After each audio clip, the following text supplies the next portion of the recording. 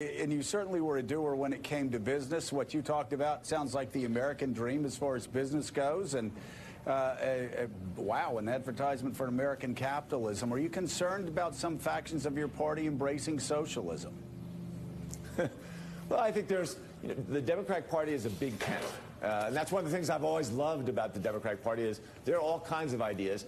You know, I look at my experiences and where I've tried to make a difference, and it really is getting people together, getting them to lay down their weapons, and then getting stuff done.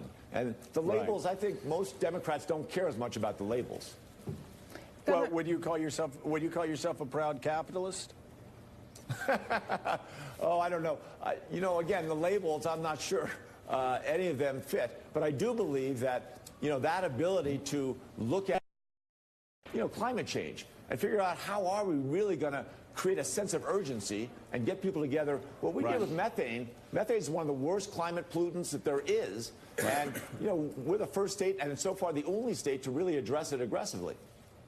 Right. Let me ask you just, I'll break it down even more. Do you consider yourself a capitalist?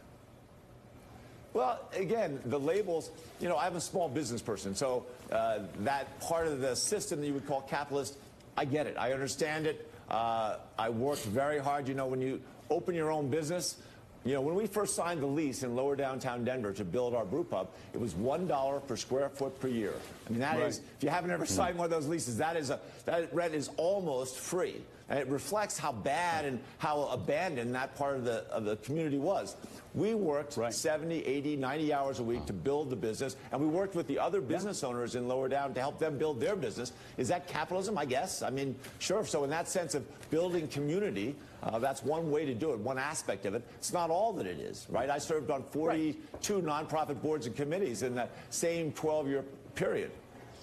Right.